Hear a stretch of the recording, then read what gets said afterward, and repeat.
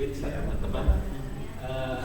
Malam ini mungkin saya lebih menjelaskan tentang rencana proposal disertasi mengenai paper recent trend. Nanti saya singgung karena ada berkaitan. Jadi judulnya ini mungkin mengalami perubahan beberapa kali karena masukan dari beberapa profesor. Kemudian saya ubah terbaru ini Intelligent Decision Support System berbasis reflective multi-agent AI untuk pengambilan keputusan strategis untuk ekspor furniture Indonesia. Jadi studi kasusnya adalah pasar Amerika Serikat dan Jerman. Ya. Mungkin ini mengalami perubahan karena pada awalnya saya hanya akan menganalisis SWOT analisis dengan dynamic SWOT analisis dengan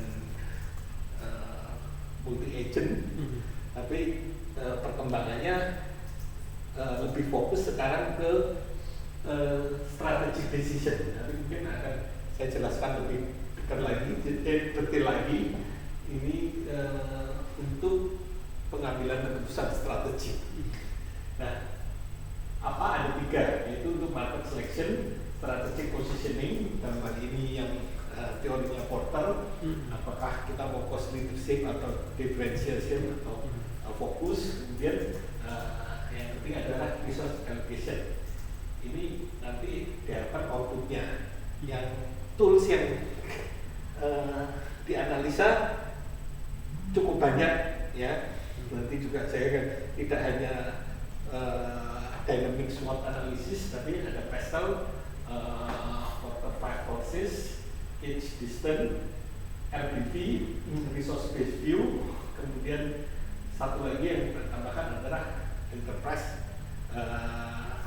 resource management.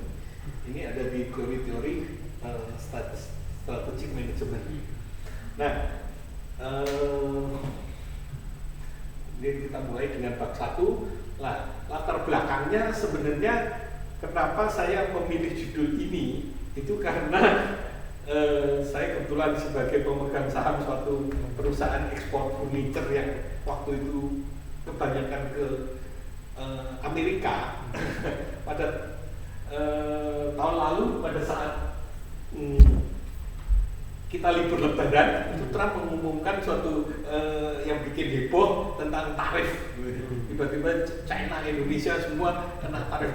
China paling besar, mungkin Vietnam juga lebih tinggi. Nah, itu menyebabkan pada saat itu yang saya ingat buyer furniture di Amerika setelah sekitar 3 minggu itu minta penurunan harga kepada pabrik-pabrik furniture di Indonesia. Jadi waktu itu kita nggak tahu posisi kita bagaimana gitu. Dari sisi sebaiknya kalau kita turunkan sebaiknya berapa. Nah, ini persaingan dengan Vietnam dan China itu menyebabkan. Ini salah satu yang membuat kita mestinya tahu posisi kita gitu, di dalam persaingan gitu. Kemudian ada kasus kedua. Ini adalah peningkatan ini transportation cost, jadi biaya logistik karena adanya perang geopolitik menyebabkan kapal-kapal banyak yang terhambat di ini. Pada saat ini harga juga transport cost dari kita ke Amerika itu mengalami kenaikan 2 kali lipat. Bahkan pada saat COVID juga pernah terjadi. Nah, ini kan berubah terus. Jadi kita perlu ada suatu mengadjust posisi kita bagaimana di dalam persaingan di ekspor furniture ya. Nah, kemudian karena tadi market selection diharapkan prototipe dari saya ini bisa untuk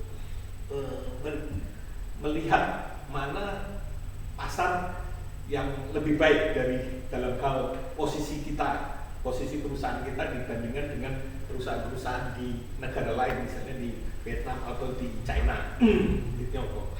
Nah, mungkin untuk perbandingan saya batasin menjadi Amerika dan Jerman. Kenapa Jerman? Karena sebenarnya ini nanti bisa dikembangkan untuk melihat mana pasar yang sebaiknya kita masuki di Eropa, gitu ya. Tapi setelah saya perhatikan pasar terbesar di kebanyakan ekspor furniture itu adalah ke Amerika sekarang. Ada di Eropa. Nanti Eropa ada Spanyol, Prancis, Inggris dan Jerman yang paling besar. Jadi mungkin saya akan coba nanti menganalisa market untuk Eropa adalah kita memilih Jerman. Nah,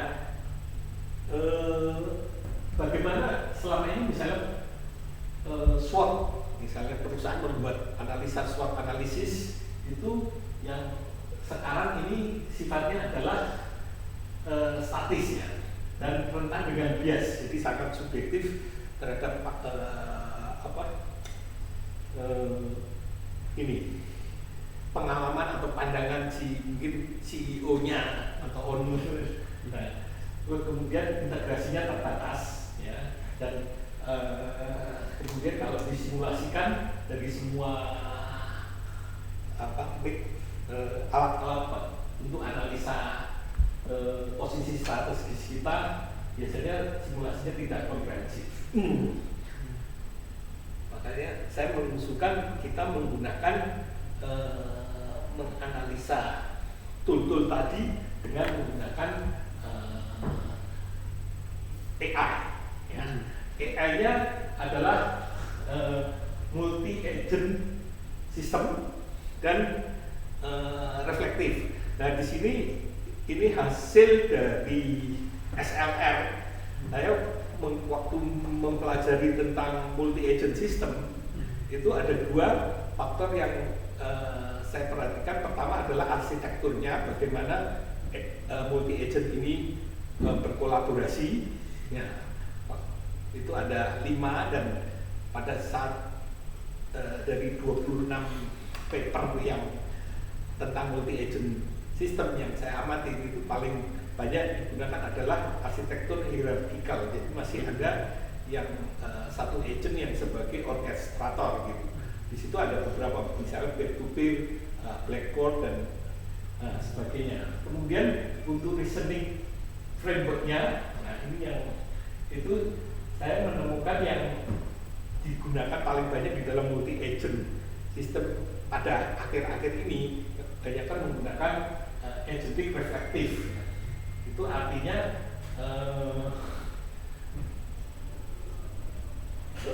AI-nya sudah melakukan ada suatu loop di mana AI mengetes sebelum melakukan self refleksi, reflection, jadi mengetes sendiri apakah hasil pengamatan dari AI ini sudah benar sebelum disampaikan di dalam debat antar AI. Ya, karena ini multi agent. Nah, ini mungkin kurang.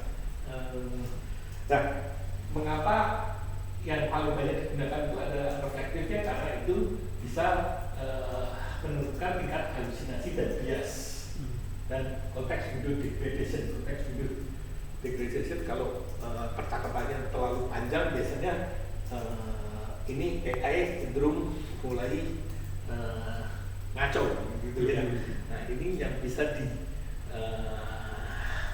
dikurangi dengan reflektif multi agent system. Jadi ini yang saya harapkan bisa menjadi novelty-nya. Nah, keputusan strategisnya tadi 3, ini saya ulang lagi karena penjelasannya tentang market selection. Jadi pasar mana, apakah Amerika atau Jerman gitu ya, setelah melihat posisi kita dibandingkan pesaing-pesaing yang lebih akan kita fokuskan gitu.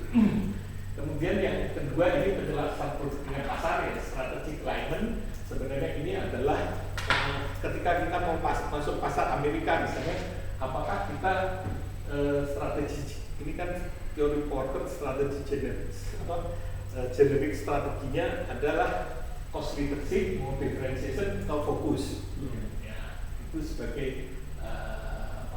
kita kalau di dalam teori manajemen strategi itu ada competitive advantage ya. Kemudian alokasi sumber daya dinamik. Jadi ini nanti output dari sistem ini, prototipe ini bisa membantu keputusan kita untuk mengalokasikan sumber daya. Artinya seperti modal kita akan kita atau SDM kita fokuskan ke cari pasar di mana, apakah di Amerika atau Jerman. Dan setelah melihat ini, nah ini arsitektur adaptif intelligent decision support systemnya. Nah, kira-kira kemudian agent-agentnya ada seperti ini. Jadi ada satu agent yang menggali data-data internal perusahaan, dalam hal ini ERP ya. Memang dari perusahaan yang akan menjadi objek penelitian saya ini saat ini sedang implementasi ERP.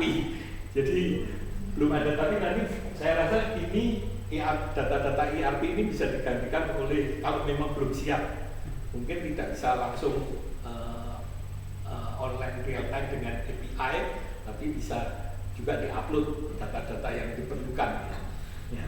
Seperti mungkin kapasitas produksi, kalau kemudian marginnya bagaimana, mungkin bisa melihat data-data ERP. Kemudian ada satu agent juga yang nanti melakukan wawancara dengan CEO ya, menyangkut visi, risk appetite, dan ini kemampuan strike dari perusahaan itu zaman value. Kemudian ada agent yang melakukan tentunya analisis makro ekonomi, kemudian juga market intelligence, mengamati kompetitor atau pesaing-pesaing kita. Kemudian ada, saya menambahkan di sini ada agent yang mengamati risiko, risk management, dan ini nanti supaya modal prototipe ini nanti bisa lebih tidak hanya melihat peluang-peluang saja, tetapi juga mempelajari risikonya. Nah, juga ada yang mempelajari data internal berdasarkan risk based view. Jadi ini bagaimana value perusahaan, terus kemudian itu value analisanya untuk melihat positioning strategis. Ini gambaran kira-kira agentnya ya. Mungkin bisa sekitar 4 sampai 6 agent nanti yang akan kita gunakan. Nah, ini research questionnya adalah, yang pertama adalah bagaimana merancang arsitektur, yang merancang arsitekturnya itu atau membuat prototipenya. Research question yang kedua adalah bagaimana rancangan dengan self reflection ini bisa memitigasi halusinasi ya, karena selama ini sebenarnya kenapa saya berpikir untuk menggunakan AI dalam strategic management, karena saat ini yang saya lihat perusahaan-perusahaan itu yang termasuk di perusahaan furniture ini yang saya amatin, kebanyakan yang menggunakan AI ini justru karyawan-karyawan level menengah ke bawah.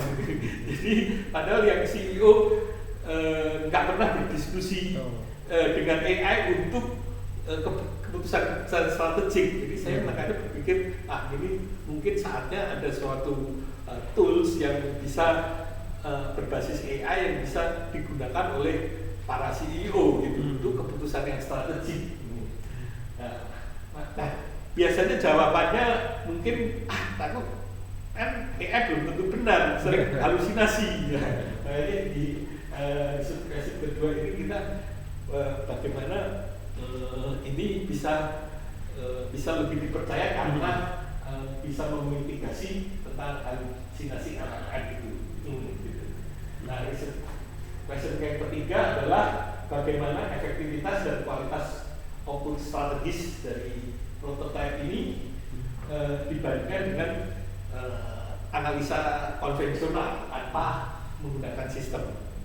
Jadi mungkin nanti bentuknya lebih ke wawancara dengan beberapa CEO perusahaan eksportir furniture untuk kita melakukan memvalidasi bahwa prototipe ini bisa dikatakan bermanfaat. Nah, tujuan penelitian saya rasa ini sama dengan riset-riset tadi yang menjawab ininya ya. Nah, mungkin manfaatnya pertama secara teoritis bagi information system adalah memberikan panduan implementasi tentang cara membangun sistem agent AI yang bertanggung jawab responsibel melalui mekanisme refleksi dan multi agent. Nah, manfaat praktisnya saya harapkan bisa membantu eksportir furniture untuk mengambil keputusan strategis dalam hal ini 3 itu. Kemudian bagi asosiasi blueprint ini dapat digunakan untuk menghadapi persaingan dengan negara-negara lain ya. Bagi pemerintah saya rasa prototipe ini bisa dikembangkan untuk industri ekspor lainnya. Ya, dalam hal ini dan pemilihan pasar dalam hal ini mestinya bisa dipakai untuk dikembangkan ke produk tekstil dan garment yang mungkin selama ini juga menjadi ekspor andalan dari Indonesia, ya, produk manufacturing ya. Kalau biasanya kan Indonesia banyak hasil tambang, batu bara, kelapa sawit, tapi kalau itu manufacturing biasanya furniture dan produk garment. Nah, kemudian untuk bab 2 sekalian mungkin yang akan nanti saya bahas adalah ini tetap tadi mengenai bagaimana self protection AI itu teori-teorinya. Kemudian ini adalah tools yang dipakai untuk menganalisa dan sehingga bisa membantu decision support system ya. Ada SWOT, Pastel, hypothesis. Nah, mungkin yang menarik di situ case distance ini adalah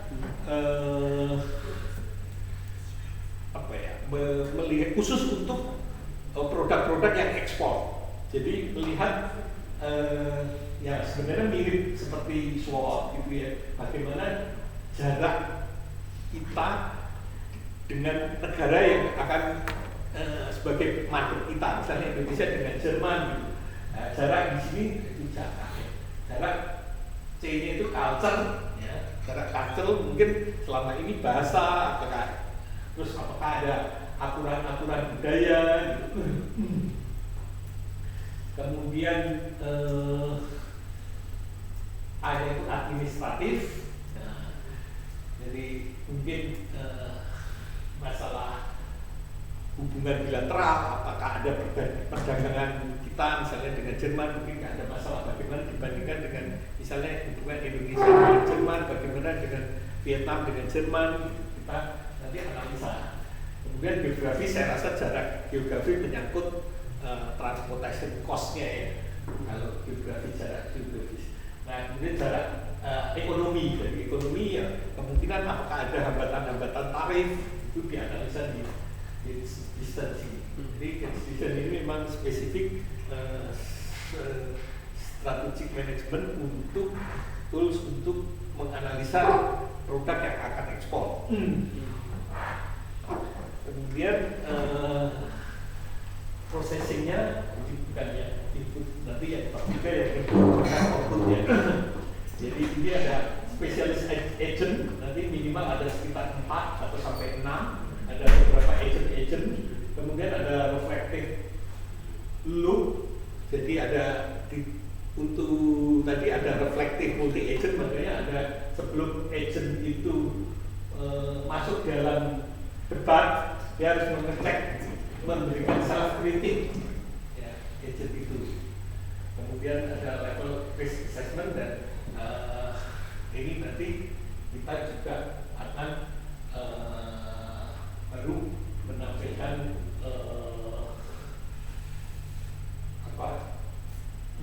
outputnya. Nah, untuk hipotesisnya ya ada 3 hipotesis yang akan diteliti. Yang pertama ini mengintegrasikan pengetahuan dari CEO, tadi kan ada agent nanti melakukan wawancara kepada CEO, kemudian menggabung datanya dengan data ERP misalnya. Jadi integrasi nanti diuji nih hipotesisnya, apakah penggabungan data itu akan lebih komprehensif dibandingkan analisa hanya menggunakan pengetahuan eksplisit saja. Jadi di sini ada juga pengetahuan taksit. Jadi pengalaman, dari intuisi dari CEO itu mungkin nanti bisa masuk digabungkan. Kemudian yang kedua adalah mekanisme refleksi. Jadi self reflection ini akan menghasilkan output strategik yang lebih strategis, yang lebih signifikan, lebih baik. Itu hipotesanya dibandingkan dengan multi agent ataupun single agent tanpa self reflection. Nah, ini mungkin nanti pakai uji validasinya. Kemudian yang ketiga hipotesisnya adalah rekomendasi adaptive intelligent DSS ini menghasilkan risk adjusted performance score yang lebih tinggi dibandingkan dengan keputusan strategis biasa. Ini nanti apakah sistem ini nanti memang bermanfaat ya, menghasilkan performance yang lebih, skor yang lebih tinggi. Ini memang pasti agak sulit nanti untuk uji statistiknya, kelihatannya saya masih mungkin tantangannya di situ. Untuk kerangka yang diusulkan metodologinya adalah sama seperti yang lain, biasanya menggunakan DSRM ya, Design Science Research, di mana step-stepnya adalah ini 1 sampai 6 ya. Terus kemudian model matematisnya ini belum ketemu, saya coba cari-cari yang bisa dipakai adalah VMU itu tadi ya, resource based view tadi ya, untuk mengukur ini. Ini masih tantangan, masih mencari model. Tapi kelihatannya kalau uji statistik ada ya, model matematiknya masih belum ini. Nah, ini input, proses, output. Nah, ini yang mungkin inputnya ada 3, jadi data eksternal, jadi seperti kondisi tarif, persaingan, kebijakan makroekonomi gitu ya, di negara Amerika dan Jerman yang akan kita bandingkan. Kemudian data internal, jadi dari data kapasitas produksi, historis ekspornya, kompetensi SDM, dan satu lagi data dari wawancara dengan CEO. Nah, prosesnya adalah ini, menggali pengetahuan, kemudian ada debat, tadi ada reflektif, mirip seperti yang ini, kemudian dianalisa risk assessment-nya, kemudian skenario simulasinya, kemudian menghasilkan rekomendasi, outputnya dalam bentuk rekomendasi. Kalau untuk dashboard ini perlu ada transparansi penawaran. Jadi kalau di dalam AI itu ada check of thought-nya. Jadi nah ini saya juga baru baca-baca di sistem itu ada check of thought, itu mestinya bisa ditampilkan dari SLR kemarin juga untuk mengurangi halusinasi. Langkah-langkah AI itu dilaporkan dalam dashboard ini secara transparan. Nah kalau outputnya, tentunya yang strategic recommendation tadi yang terdiri dari 3, kemudian risk manajemennya. Nah diharapkan intinya nanti bisa ada rekomendasi gitu. Kalau kita mau memilih market Jerman misalnya dengan strategi cost leadership, kebanyakan di dalam bisnis ekspor furniture itu hampir semua kita adalah job order. Jadi kemungkinan besar adalah cost leadership. Tapi bisa juga diferensiasi dari segi kayu. Kalau Indonesia saat ini cukup punya keunggulan kompetitif karena kayu, khususnya kayu jati. Itu yang dianggap sebenarnya lebih baik dari beberapa kayu-kayu dari negara lain. Tapi kalau desain segala merek kayaknya kita nggak bisa karena hampir semuanya adalah job order. Jadi desain dari pemain-pemain furniture dari Amerika dan Eropa, terus mereka memberi desain, kita berikan mock-up, baru kalau setuju baru kita produksi dan kita ekspor. Nah mungkin ada semacam implementation roadmap. Kita sistem bisa memberikan semacam action plan gitulah kira-kira kalau ini sebagai rekomendasi. Dan ini tadi yang disebut transparansi tidak bisa kita ambilkan sebagai output. Nah ini rancangan penelitiannya, ini tahapnya persiapan, kemudian data collection, kemudian deploy, itu pembuatan prototipe-nya dan backtesting. Kita bisa lakukan backtesting, kemudian kita lakukan data analisis. Nah untuk validasinya, nah ini memang masih merupakan tantangan bagi saya. Tapi yang saya berpikir adalah bagaimana arsitektur sistem ini kita coba validasi, memastikan arsitektur sistemnya. Kemudian yang kedua, mekanisme self reflectionnya ini mungkin nanti dibandingkan kalau nggak multi agent atau tidak ada reflektifnya, bagaimana hasilnya menurut pendapat para ahli. Apakah ini lebih baik, nanti kita validasi. Kemudian validasi integrasi pengetahuan. Integrasi pengetahuan. Jadi bagaimana membuktikan bahwa gabungan dari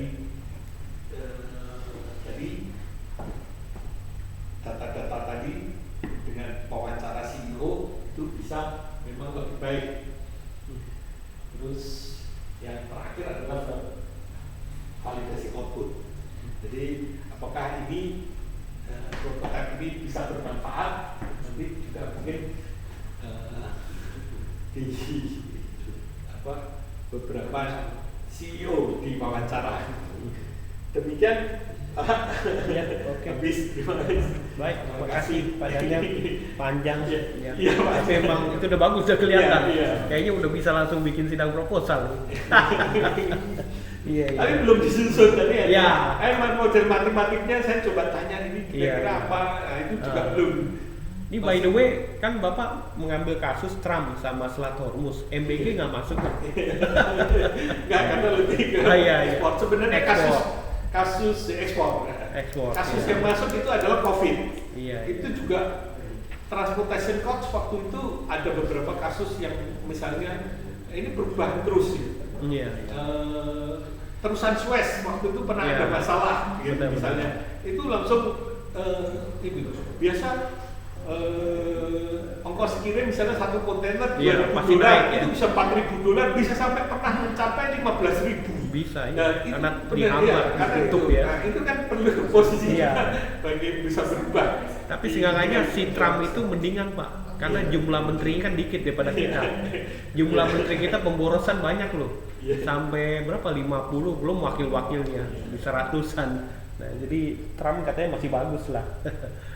Kalau beberapa contoh Jepang ya Pak, menterinya cuma 11. Kalau kita pemborosan banyaknya. Tapi ini anyway itu Pak ya. Saya nggak tahu kalau Bapak ini metodologi banyak bener Pak. Kan tadi Bapak pakai DSR, kenapa nggak pakai DSR? Pakai yang coba Bapak lihat tuh tadi, yang tadi kayak gambar-gambar tadi itu. ada DSR-nya nanti rencana untuk ininya. Ya itu kan udah ada, tapi enggak yang berikutnya coba Bapak. Ini diikutin, tapi Bapak bikin ikutin langkah-langkah dia. Waktu dia dikasih masalah apa? Coba Bapak buka lagi deh. Ya ini belum saya pelajari. Sebenarnya isinya sama juga tadi. Yang tadi coba Bapak coba mana tadi? Iya sama. Yang ada Yang input output. Yang input. iya itu juga sama. Terus yang nah ini kan sama juga sebenarnya. Iya. Digabungin jadi jangan bikin yang baru begini Pak. Oke. Itu yang tadi coba reflektif deh, balik lagi tuh. Nah ini juga langkah-langkah kan, penggalian pengetahuan sebenarnya ini langkah-langkah sama semua. Jadi metodologi Bapak banyak nih, mesti pilih. Tapi kalau pakai DSR ya ini disinergikan dengan penelitian Bapak. Kalau validasi itu maksudnya pengertian Pak Daniel apa itu? Menguji apakah misalnya dengan kuesioner gitu ya? Ya dengan kuesioner. Oh iya, kalau di DSR itu namanya evaluasi tadi. Evaluasi, Nanti Bapak tulis tuh evaluasi sama ya. Evaluasi. Benar. Hipotesa itu sebenarnya biasa sih kayak menurut saya Pak ya. Tidak harus ada. Iya, tidak harus ada. Karena di itu. Iya, jangan. Itu ini jangan diikutin dia panduan. Panduan jangan diikutin. Jadi kalau bingung tinggalin Pak panduan. Iya. Nah ini. Iya. Pemikiran hipotesis. Iya. Ini cuma penulisan panduan, tapi jangan diikutin isinya. Ini karena kan kita DCS itu berdiri setelah mengikuti DRM. Jadi ada beberapa materi ngambil dari DRM.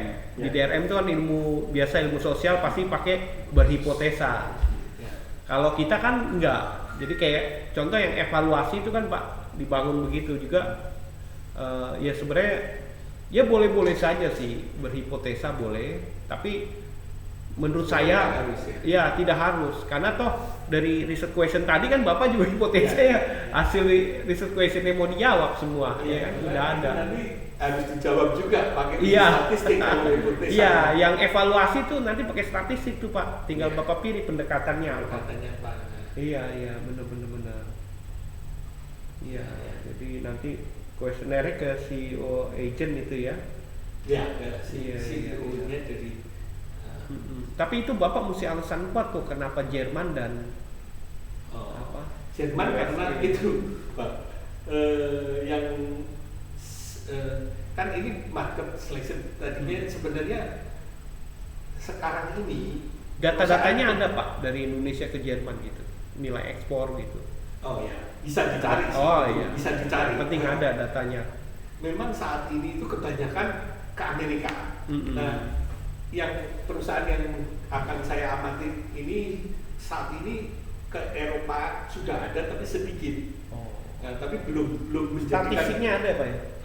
Nah itu harus statistik ditampilin tuh nanti di bab 1 riset background itu sebagai untuk menguatkan teorinya. Iya. By the way, papernya udah disubmit belum Pak? Oh sudah. Sudah ya. Belum tahu hasilnya ya. Tapi belum. Ya nggak apa-apa. Tadi yang multi agent system arsitekturnya dengan reasoningnya sampai saya ketemu kenapa saya menggunakan reflektif tadi. Oh iya. Yang itu karena berdasarkan paper SLM. Iya. Oke lah, saya pikir cukup. Terima kasih Pak Daniel untuk sharingnya. Baik.